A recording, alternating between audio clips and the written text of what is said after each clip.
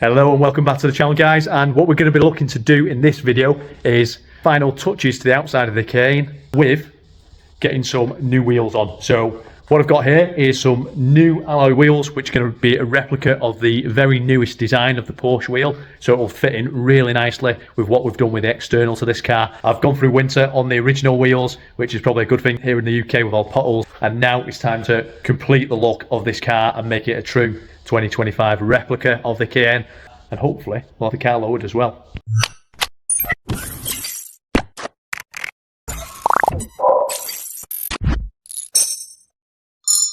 Okay, so let's show you guys what I've gone for.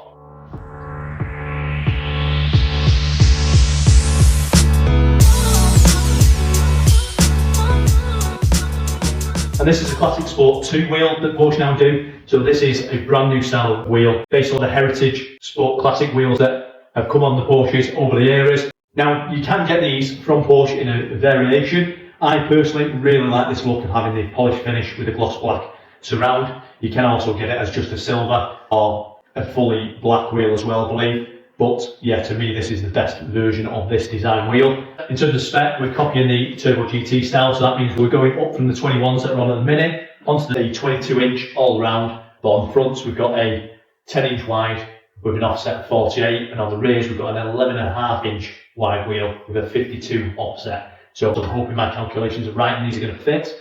They should be a lot more flush to the arch. I wanted to get a good tyre for these, so I've not gone for new. I've gone for part ones, but they have got 6.5mm tread there and thereabouts on every tyre, and I've got a set of fronts that came together and a set of rears that came together. You don't want to be getting odd tyres just in case it's different wear patterns. So we've gone for Continental Sport contacts. We've got the 6s for the fronts, and they're a 285 with a 40 wall, and then on the backs we've gone for a Sport 7, and that's a 315 with a 35 wall. Now, in terms of the wheel itself, what I want to be doing to this before I actually get it on the car, I want to make sure that I'm ceramic coating it. I'm a big advocate for ceramic coating. I did do this on the A8 a good few years ago, and it made it so much easier to maintain these, make them look fresh and new every time that you wash your car, because you're literally able to get off that brake dust, the grime and dirt so much easier than if it was just chucked on the vehicle.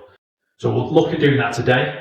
It'll give them a little bit of time to cure as well, because it'll be next weekend for me when I'm looking at actually fitting these onto the car. But for you guys, I'll do a quick overlap of the ceramic coating process, and then we'll jump ahead to actually getting the tyres fitted and getting these on the Porsche. Right, so first thing you actually want to do is just give them a quick wipe down. Now, these are brand new wheels, so these don't need too much at all. So I'm literally just giving a quick dust off with a clean cloth. If you are going to do them on used wheels, then make sure that you're actually giving them a real good wipe down before you actually use the ceramic coating. The one that I'm going to use is this ceramic wheel guard. I don't know the company, Pure Definition. It's not something that I'm sponsored by or anything like that. It's just something I was going to give a go on this. So the kit is quite simple. All you've got is the application tool and some of these cloths. So what it says to do is just put between 5 and 10 drops of this onto one of these cloths wrapped around this applicator tool. So I'm going to do that, and then I'll show you guys the finished result, even though that won't really show much. All it's doing is basically adding a layer of coating on there to give it that protection, and this lasts anywhere from 6 months to 2 years. If you are going to use this stuff, one thing I would say, whatever product you do use, don't go to one of your £5–10 car washes, because they're using cheap, strong products that are going to mess up any paintwork, any sort of protection that you have on there. There is no point in you actually applying it, and that's why you get all the plastics that go horrible, and you get all that sort of corrosiveness on your alloy wheels, basically destroying any of that protection that you may have had on for a factory. So I would say to anyone, avoid those. Either go to a proper detailer or do it yourself. So just before we crack on with applying this, as in most things, preparation is key. So initially it's just a good clean down of the wheel. As I say, these are brand new wheels, so it's a lot simpler on this. If you are looking to do this on used wheels, make sure you do take as much time as possible to get the wheels in as good a condition before you lay any of this product. So I'm simply doing a 2-stage wipe down here with differing cloths. That way I know which cloth I'm using in each stage. Once I've done that, simply applying the product, just using a few drops onto that applicator tool, and then just taking your time to apply this evenly across the full surface of the wheel. With this, I've actually got a 30ml bottle here, and that's more than enough to do this probably 3-4 times over. I'm only actually going to do this application twice on these wheels. That's all it really calls for, and should give you enough protection for 12 to 24 months, depending on what products you're using then to clean the car afterwards. When it comes to actually cleaning the car afterwards, a recommendation that they have is pH neutral products. That's something that I typically would advise of whenever you're buying your own products, and it's certainly what I would say most detailers will use as well. And typically that is why when you go to these cheap car washes, you get corrosion on wheels or fading of the black plastics, and it's because they use a harsh, high alkaline or high acidic chemical on there to give you a quick result. But with that, it's just wiping out any protection that you have on trim panels or the paintwork itself. So all in all, it's a pretty simple process to apply this, especially when it comes to applying it on wheels. At any time that we put it in now, to add this protection will save a hell of a lot of time when looking to maintain and clean this car. Right, so it's been about 5 minutes now, so what I'm going to do, I'm going to just get a microfiber cloth, I'm going to wipe off all the excess, then I'm going to wipe again, secondly, with this one, and I'm going to give it a third and final wipe with this. Now I'm going to keep all these colour coded so that I know that's my first, that's my second, that's my third wipe, and I'll do that process on all of the wheels just to make sure that we've got any of the excess off. And then what we'll look to do is I'll carry on with the rest of the wheels. We'll spin them round then after they've had a little bit of time to cure. We'll do the barrels, and then we'll come back another day, do the same process again, but from the inside, working it out, and then that will give us enough time then to cure when they actually get fit to the car. So that's one coat on there. I'll do the rest of the 4 now. Obviously I've got to flip them around, do the barrels from the inside as well. I'll get that done. I'll try and get 2 coats on these. You do have to wait 2 hours before each coating, so it may be a case of me doing this today, coming back another day, doing another coat another day, and then they'll be fully cured, ready to actually be fit to the car next weekend. So for you guys, I'll fast forward straight to that now, and I'll see you in just a second. Right guys, so it's finally time to get these new wheels on the Porsche, and surprise myself here, we've actually managed to get all 4 tyres in the boot of the car and the alloys as well. So we're going to head over now to the wheel shop, get these all fitted up and then fitted onto the car, and then I'll show you guys a before and after.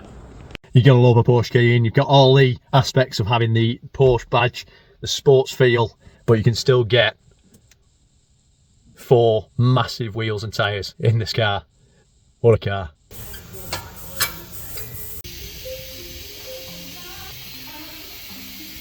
Right guys, we are back at the unit, and this is actually a few days on from the last clip. I've not filmed because I had an absolute nightmare with these wheels. So we've still currently got the old wheels on the car. 3 out of the 4 tyres had punctures, all sidewall as well. So there's no way of me actually repairing those. And to make things even worse, tried the wheel on, and then I must have drove out of the unit with that locking wheel nut key still on the locking wheel nut. Therefore I've got to this point now where I've got the new tyres on the new wheels, so we've moved ahead with that, and I've gone for brand new wheels because I don't want to have the situation again. So I have gone for Yoko's, and these are the Advan Sport, and they are NO rated, so they are Porsche rated, so perfect for the job. Brand new, as I say, and I have gone for a slightly different tyre spec as well, just to get these, because they didn't have them in the size that I wanted.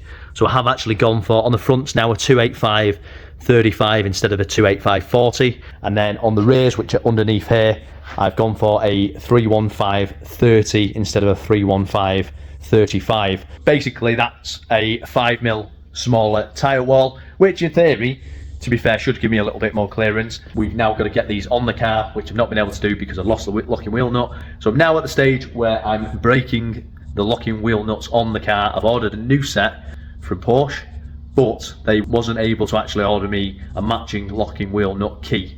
Apparently they're no longer in production, so I've had to get a full new set, and obviously with it being a full new set, it's highly unlikely that I'll get that key that matches the ones that are on mine at the minute. I've managed to do the back ones, so I've got 2 off out of the 4 so far, and I'm now at the stage where I'm going to do the front 2, so I'll show you guys the process of doing that, and hopefully that helps someone if you've lost your locking wheel nut key for your Porsche and you do need to get the wheels off. But we're going to crack on, we're going to get these off, and we're going to then hopefully finally get my new wheels on. Right, so in terms of getting the locking wheel nuts off, what I've managed to get the rear ones off with is a 24mm socket. Make sure it's a 16 point because you want it to basically go over the top of these, and it's going to take quite a bit of hammering to get it over there because it only just fits. But that's the idea of it, just to show you guys what I'm talking about in terms of the type. These are the ones that I'm getting off. I did go to Halfords and get one of their kits where this is meant to screw onto the locking wheel nut key and grip into it with like a reverse thread that's then meant to get these off. That basically doesn't work, so that was a waste of money, but worth a try.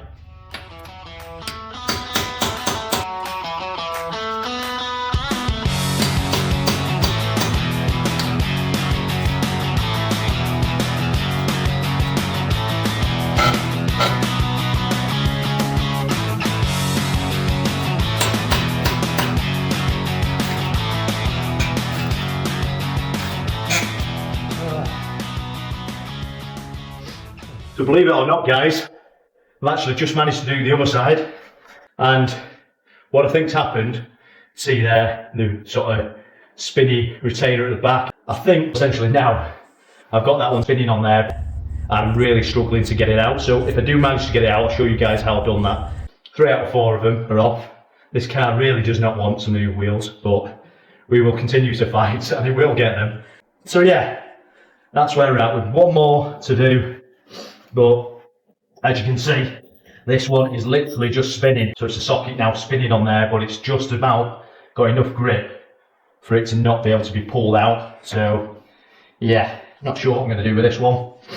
But I'll crack on and I'll cut back to you guys when I've worked out how to get it off.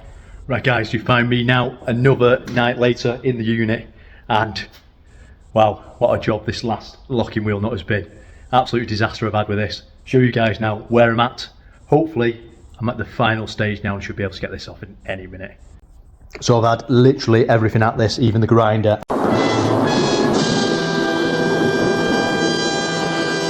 And we have sacrificed one of the front wheels to get this.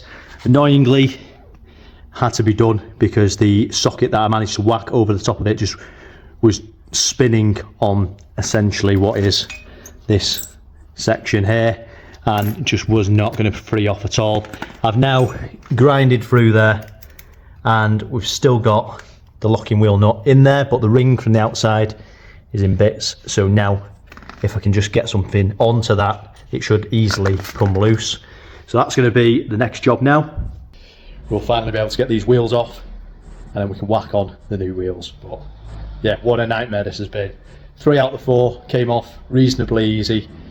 But yeah, if you are going to do this, just bear in mind that you might end up having the kind of luck that I sometimes have and have to sacrifice a wheel if you do get that stuck on there. I'm sure there's other tips and tricks, so if anyone is aware of anything that I could have done that would have meant that I could have got that off without damaging the wheel, please do drop something in the comments and hopefully that'll help some of you guys out there as well to be able to get this job done without causing any damage to any of the wheels.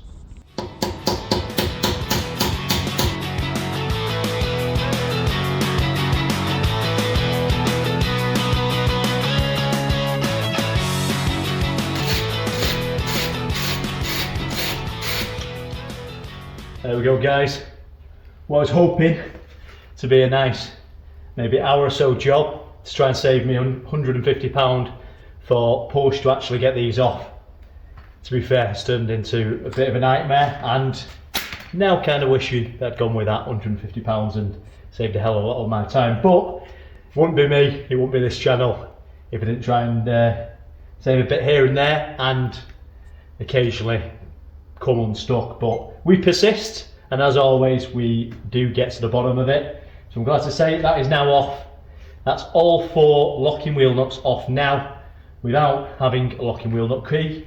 I've got the new locking wheel nut set coming, but for now let's get these old wheels off and finally get this car looking fresh with the new wheels.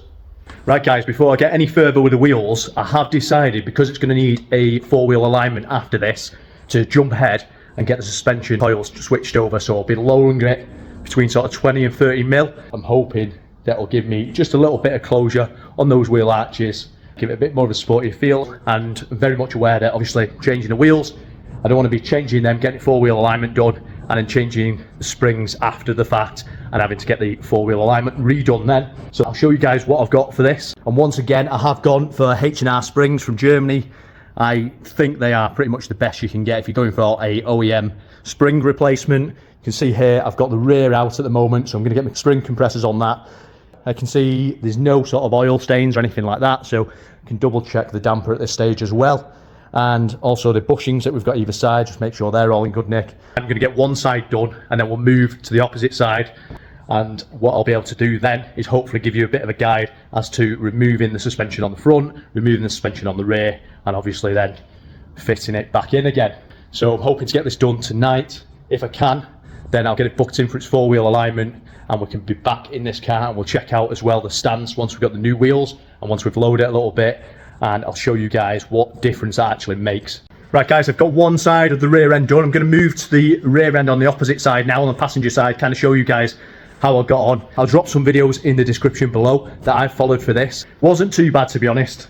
In terms of jacking it up, what I've done, I've got it on the jacking point there to jack it up, and then I'm putting the axle stand just on the frame there, and then you're able to release the jack. You can then use that to aid you in taking off the rear struts and putting them back on as well.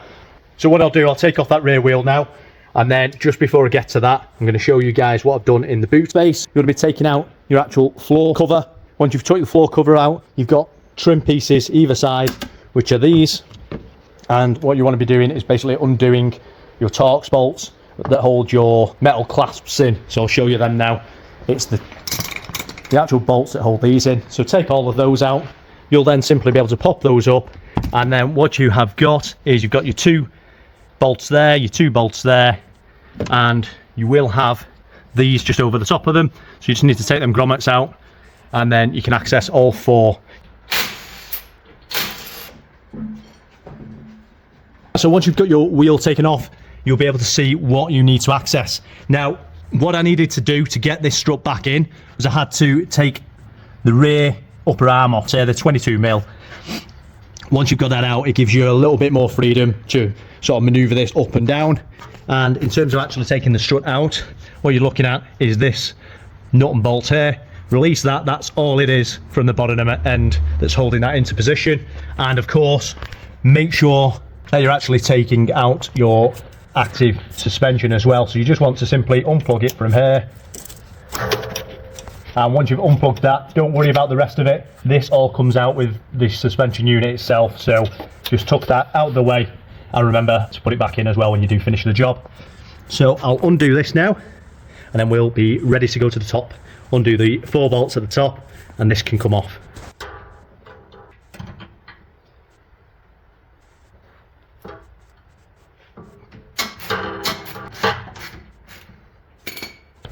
Now this time what I'm going to do is release this before I do any more. So I've not even took that out yet, but I think if I release that, it'll take some tension off this bottom one, and then I'll be able to pull it out last side. I had to give it a bit of a tap with the hammer. It did eventually come out easy enough, but just thinking that I've got to do this anyway, so it'll probably help on this side of the job as well as the back end.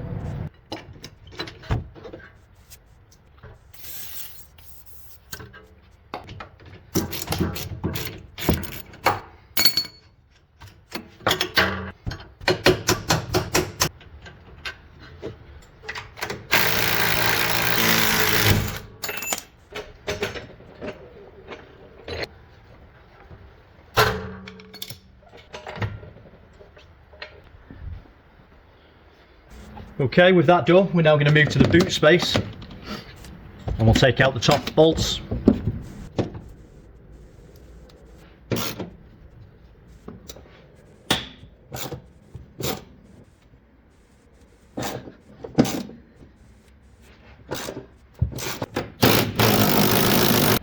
These are actually surprisingly long, all the same, so don't worry about getting them mixed up. Now I've got the strut resting on the actual jack now, so shouldn't have any problem just releasing this last one. There we go. So that's the strut fully released now. All I want to do is just take off the pressure on this. You'll see it drop down a little bit, and once I've got that all the way down, all I'm going to do is just twist it, because you've got a very large top mount on there, just to get it through these.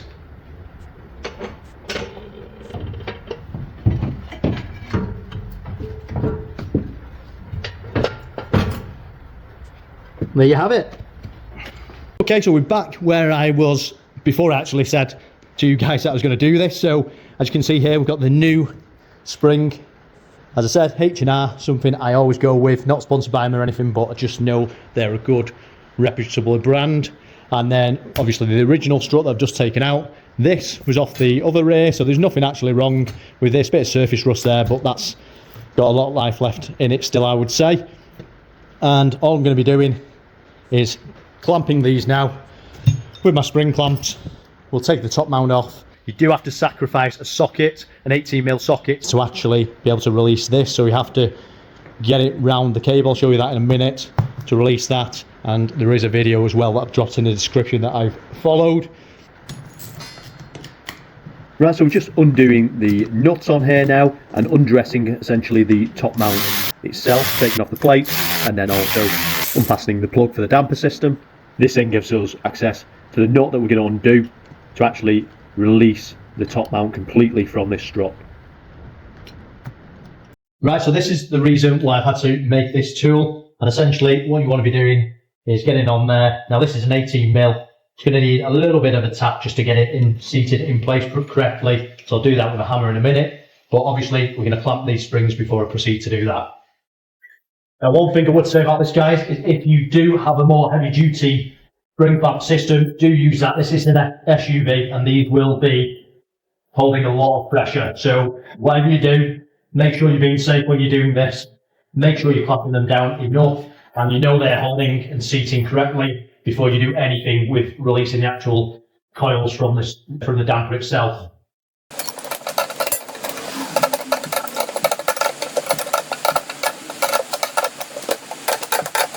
Okay, I am now happy with them.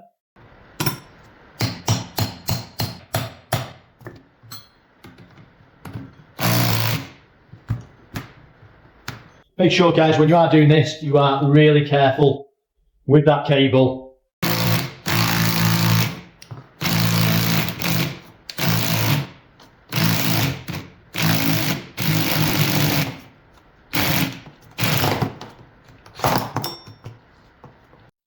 Now, even though that's released, what I always like to try and do is actually get a marker. Just do some identifying marks. It should just make it a little bit easier when you come to put your new spring in. If you don't do that though, don't worry too much about it. I must admit, I didn't do that on the first one. Now that this top mount is released, all the pressure is essentially released from these, apart from obviously what you're holding on this. So just release the pressure gradually, do one by one by one, adjust until it's just the spring itself.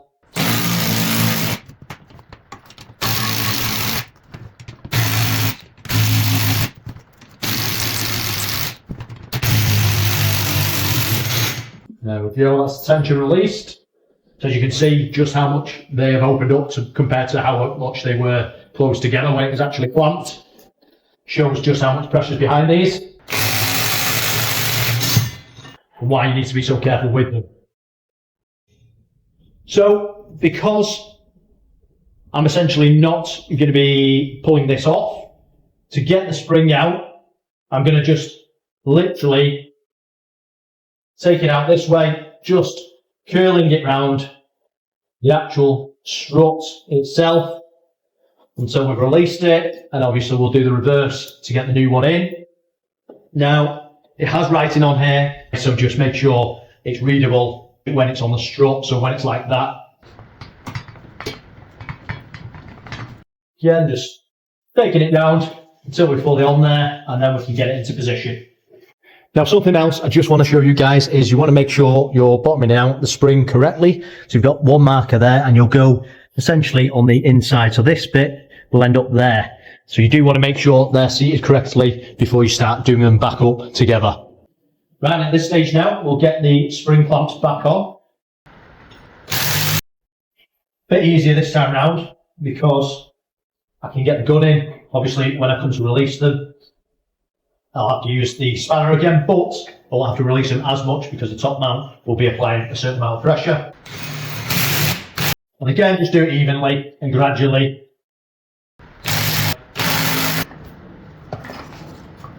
I found it a lot easier as well just standing it upright like this to actually get it on. And you can even, if you put it on the floor, apply some pressure as well. There we have it, guys. We are fully seated there now. That's in the correct position. Now my lines are matching up as well. So we can now release the tension off the springs. And it's just going to take a little bit of time now because we're going to have to do it with the spanner. One thing I would say is, if you are going to do this job, and I was very tempted to do so myself, I'd say get new struts at the same time as doing the actual spring replacements.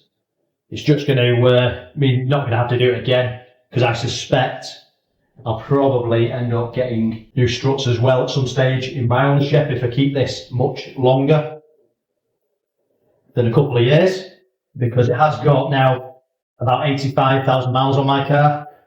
And again, I'd probably look at swapping these out, obviously with the bushings and stuff like that, probably at 100,000 miles. So if I do keep this to that mileage, I'll probably be looking at actually pulling these out and then obviously replacing the lowering springs with the new struts that I get as well. But I've just not got around to doing it at this moment, and I've not actually ordered any. So I wanted to get this done, as I say, while I've got the car up in the air, changing the wheels, and everything will be on for the four-wheel alignment.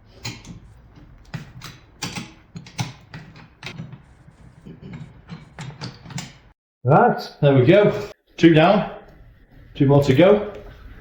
Now with this, just make sure you do put these back in place.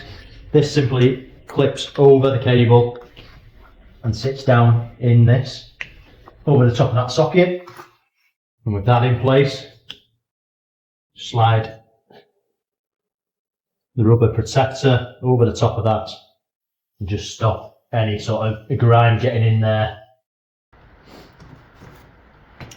One thing I have forgotten there is this little section of the top mount, because that is the bit that this rubber clips into.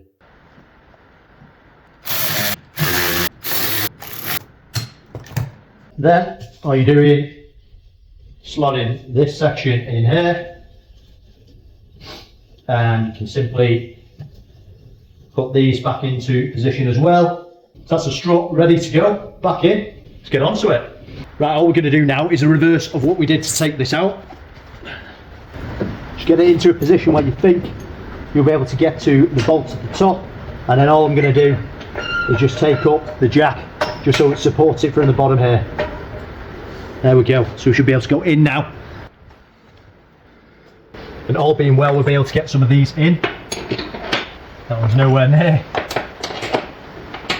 So what I'll do, a bit of moving around at the bottom. Right, so this is a little bit of in and out just while you try and find the threads. But we appear to have the 2 inner ones on now, which in theory should help us get the others on. That one's pinched now, just this one. Yep, there we go. So we're now all on. Let's go to tighten those up.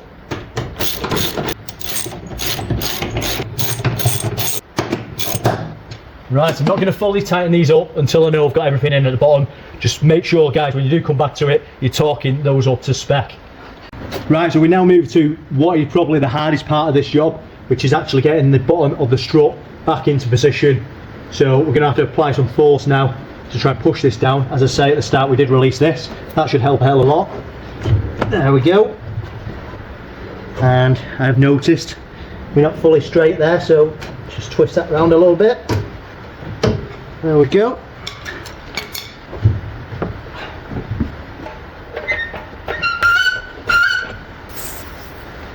All I'm doing there is just trying to make it as slippy as possible. Done, man. Just so you're aware, guys, this section of the job, just getting this one bolt in, probably had about an hour or so's footage for this. Obviously not going to let you guys sit through all of that, but just wanted to let you know, in case you're doing the job, don't think it's a 2-minute job just to get this back in position. If you're doing it on your own, it will take a lot of effort and a lot of time and patience to get this bit done.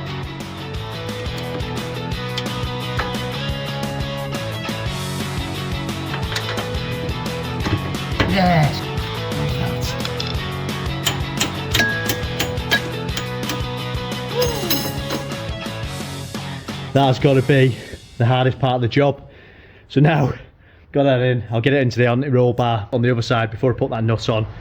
And then we'll get this back on. That's this side done. We'll get the new wheel on and then we'll move to the front.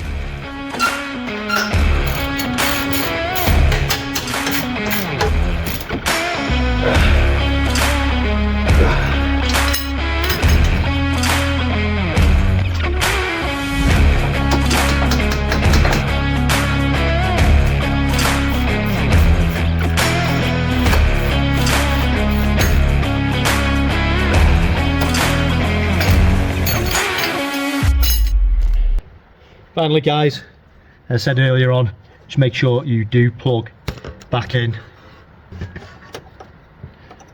your cable for your PASM. There we go. And that is both the rears done. Right guys, I wasn't actually going to show you this side, so I'm still doing the front first side for me, trying to work out what I need to do. I've actually managed to get the full strut suspension out now, but I'm going to show you because you can see there, that spring is completely gone. So actually quite well timed. As I say, my dampers, I know from using them on the car, they're still functioning with the PASM system, and there's been no signs of oil or leaks or anything like that, so I know the struts are okay. As I said earlier, I would have preferred to have changed the full units, but this is a very good reason as to why I needed to do this job, and we'll now get that off, get the new one on, and I know my suspension is all safe again then.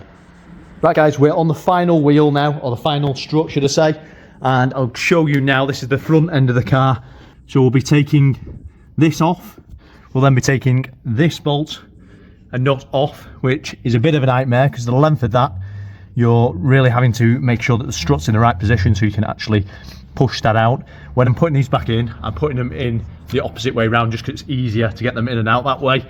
Shouldn't cause any issues. You're then also going to be taking off this, so make sure you've got the ability to actually release that as well when you are doing this. Once those bits are off, that essentially frees up the strut from the base. And then in the top, what we have on this side is a few things in the way, but the strut top is just underneath here. So what I'll do is I'll try and work out how we can get these reservoirs out of the way so we can actually access the bolts of that. And the plug will be at the top here as well that we need to release for the PASM system. So let's get to it on that. I think I'll start at the bottom here because that's how I did the other side. We'll get everything released here and then we'll move to the top and finish off there.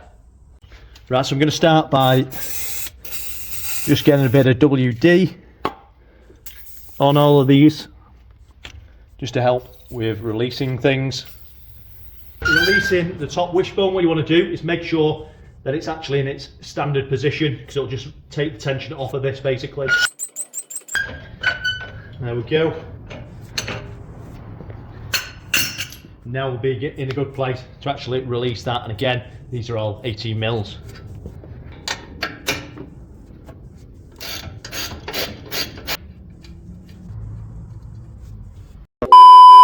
Sorry guys, just realised I haven't been filming that. Messed up a little bit with the camera. We've got a good way through this now, so I'll just show you where I'm at. Just removed this here, which, as I say, ridiculously long. That's it's in like that, so you've got to get it past the drive shaft. With a bit of brute force, you can do that. When I put it back in, as I say, I'll be putting it in that way with the nut on the other side. I don't personally understand why they'd be mounted that way in. It shouldn't make any difference. And then when we get to the top, we've split the top arm off. So that's gone now, and I've also released the bolt at the bottom for the bottom wishbone as well. So that now is 3, barring the top bolts.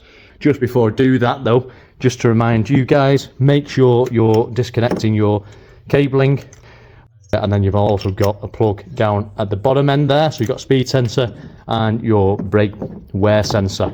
So you want to be unplugging them, chucking them out the way, and then, as I say, we're virtually there now.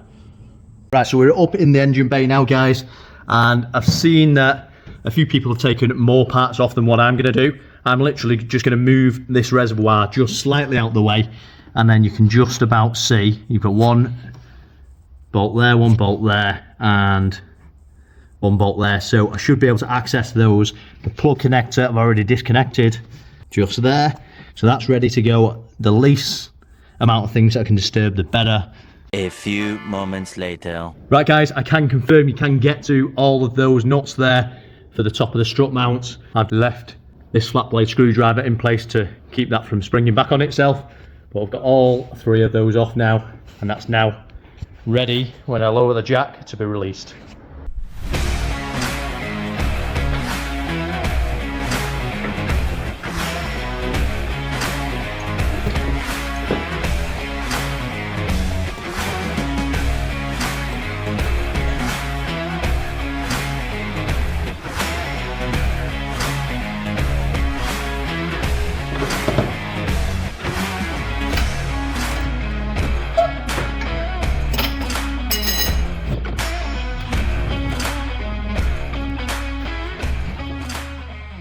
And again guys, another front spring that is knackered as well. On the rears we were absolutely fine, but both fronts, the springs are split in exactly the same place. Probably something to do with the shockingly bad roads we have here in the UK, but yeah, certainly needed changing. So it's a good job I've actually got to it and done this while swapping out these wheels. So what I'm going to do now, same thing again, get the spring compressors on there, get the old ones off, get the new one on, and then we'll do the reverse of what we did to get this out to get it back in. Okay, so that's the strut back in, and I've managed to just jack it up into position so I can get to my threads at the bottom here. Got one on there, and you just see there, one at the back and the one at the front just there. So I'll get those tightened up now, and then we'll move back to the lower arms, attaching everything there. We'll plug everything in, should be able to get the wheels on then, and fire it up, check if there's any faults from any of the actual suspension itself. Once that's done, we'll then look and see about coding in the TPMS sensors, because I've not got the original TPMS sensors in these due to having the issues with the wheels, not being able to get them off at the time when I wanted to swap them over originally. So we'll see if I can code them in. If I can't, worst case scenario, I'll go back to the garage, I'll get them swapped out from the original wheels into these ones. But all being well, my code reader should be able to do that. So yeah, let's crack on. Fortunately, I've got some footage missing from actually getting the suspension finished off. Hopefully, from what I've shown you in this video a little bit earlier, you'll be able to get a gist of just how to remove the coils from the springs, remove the struts in the first instance, and replace all of those bits and bobs. But I'm glad to say we've now got the new wheels after, this must be 4 or 5 weeks of back and forth with this. They're out finally on the car. It's looking really, really good. Really happy with how it's turned out. I'm really glad that I chose this style of wheel. It really suits the car. So I'll show you guys now the finished result, and then we'll move on to trying to code these new TPMS sensors to the car.